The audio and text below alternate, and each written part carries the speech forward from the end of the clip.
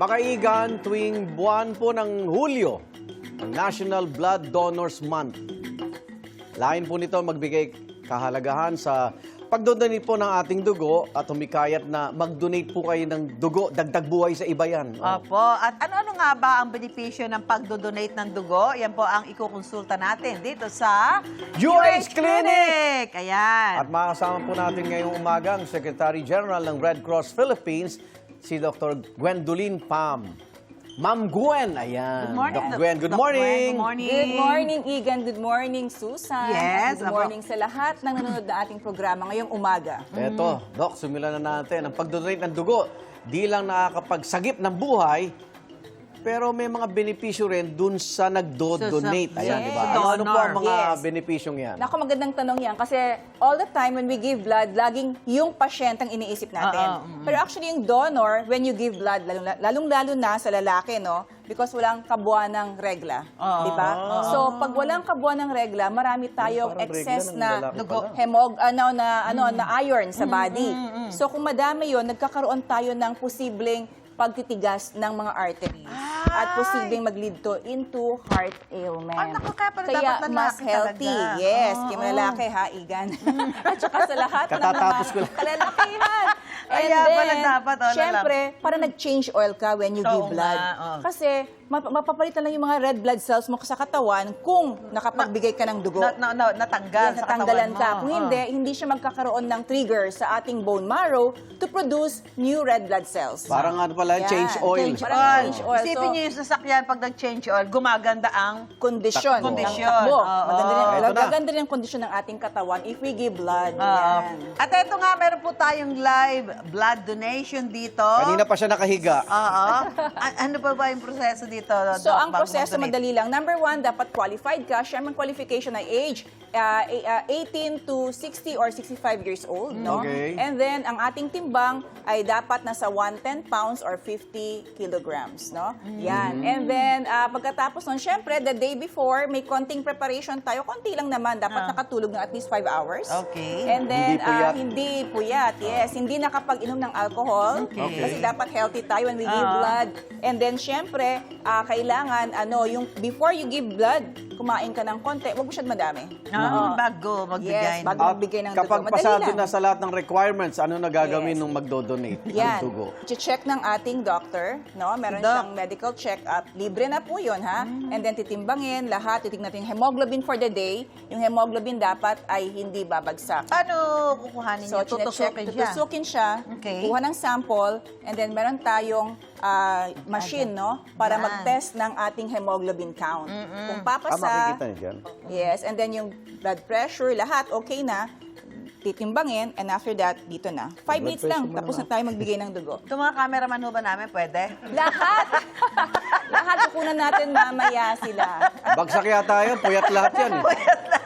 Basta at least 5 hours of sleep. Oo, pwede na. Nakatanungin natin Ito, si to. Sir na Ang pangalan nagdo-donate mo? ng dugo. Sir, ano ba pangalan nyo? Mark Jason Ortiz po. Si Mark Mark Jason Jason Ortiz. Kung Ortiz. sino man po ang kamag-anak niya, dito po siya ngayon. Namumutla na po siya. Kaya, Magdodonate tingnan nyo, po siya. isa rin sigurong benepisyo, nakakapagpagwapo. Sir, taga-Jamaica Tingnan mo ba? ating donor, Taga-Jamaica? Hindi po. Hindi nga. Teka, sa kalaka taga Donor siya, donor. Galoner siya ata, may card na siya. Galoner ka ba? Aba, Yan, siya so isang dahil type galoner ka na, O. hindi ka na ninenervyos, di ba? Sanay na, sanay. Tsaka parang way of life niya na. So, every Kasi nga, time, siyempre, every 3 months. ano pakiramdam mo na pag nagdo-donate ka, meron ka bang kakaibang nararamdaman sa katawan? After po ng donation, mas gumagaan po yung pakiramdam ko. Yun nga kasi nga para ka Oo, nag-change kasi oil. change oil. Oo.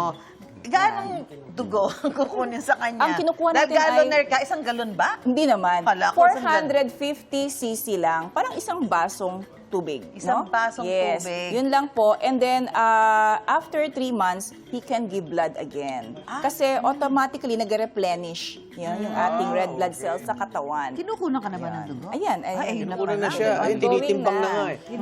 So after pong makapag-donate na ng dugo, Pwede na ba siya umalis? After May date pa makapag-donate, yata may to eh. recovery time tayo, nakahiga lang siyang ganyan for 5 to 10 minutes. And then we give him fluid, no, para ma-replenish yung fluid sa body. And then regular activity na siya. Hindi Back lang to pwede ano yung na? back to normal, di lang pwede yung talagang heavy lifting, yung mga ganon. Yes. kasi, Pero back to normal. Makakapagtrabaho Recharge na na siya. siya, makakapag-date na siya. Kung ano gusto niyang gawin, pwede Saka na. sanay na nga si Mark. Anyway, kapag nakapag-donate na ba ng dugo, halimbawa po, so after 3 months, pwede na uli. Pwede na ulit. Yes, Ganong karami every din? 3 months. Ganyan din, 450 cc. Sana maging gallon na rin ka. Ang ating dugong kukunin lang. Kita So, mo naman yun. si, parang Yes. sariwang-sariwa, So, fresh na fresh. Yes, yes. O, tingnan naman ninyo, no? Very healthy. Only healthy individuals can give Baka blood. yung iba natatakot sa karayom, hindi po masakit. Hindi. Di ba? Mark, hindi, no? Parang, May parang mararamdaman tinapakan lang ka. siya ng dragon. May mararamdaman ka, ha? Saka unang tusok lang naman yan, di Yes, ba? may, Pag may natusok na. mararamdaman ka. Pero ang ating mga medical Magagaling technologies, ating phlebotomists ay sharpshooters. So isang tusok lang. Di ba, Hindi, Mark? Actually, ang sabi, basta huminga ka lang ng malalim, di mo mararamdaman. Eh. Di ba? Yes. Hinga Tapos, malalim. Sasabihin, Aha. Yung pala, nakatusok na. And we only use yung mga high quality mga natin supplies. Kaya yung ating needle ay very sharp. Ma'am Gwen, pakiimbita ng ating mga kapuso sa... Naku, meron pala kayong upcoming blood donation drive ng Red Cross at Kapuso Foundation. Ayun. Yes. Ito po ay sa darating na August 8, no? Ito po sa Ever Malls. Mula po ng 6 a.m. hanggang 6 p.m. ang ating blood drive. Kasama po natin ang GMA Kapuso Foundation, Yay! 30th anniversary na natin. Wow!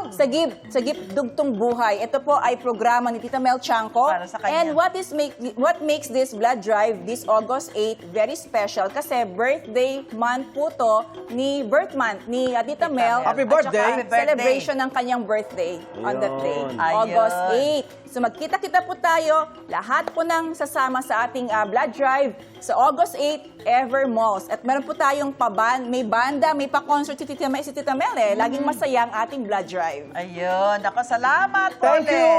Doc Gwendolyn. Pang, yan. Mag-donate na po tayo ng dugo at maraming benepisyo yan. At sa ibang blood donation drive, may kumakanta pa. Aba! Gaya ay, po, che.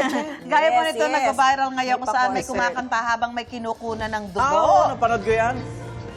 At kaya, Doc, event po ba ito ng Red Cross? Bakit may kumakanta pa habang may nagdo-donate? Well, para maaliw niya ng donor? Para maaliw yung ating mga donors, gusto kasi ni Tita Mel ay masaya ang ating blood donation drive. Kaya may pabanda tayo, meron tayong mga singers, performers na nagse-serenade, no? Kinakanta nila yung ating mga blood donors. Bago Ayun. matapos Dapat yung- ang kanta hindi tungkol sa breakup, baka tumaas ang BP niyan. Kailangan, lang. At habang kinukunan sila ng dugo, hindi nila nararamdaman. Tapos na dahil meron silang Tapos, narinig na yes. kanta. Eh, may live donation dito. Oo, may live donation Oh. tayo dito, kaya makakasama natin ang Blood Donation Diva. Aba. Sa viral video, biro mo, Blood Donation Diva ka na? Jolan Demetria! Jolan! Yun! Team song pala ni Mark yun. Ikaw, hindi ka pa nakasubscribe sa GMA Public Affairs YouTube channel? Bakit? Mag-subscribe ka na, dali na, para laging una ka sa mga latest kwento at balita. I-follow mo na rin ang official social media pages ng Unang Hirit. Salamat, Kapuso.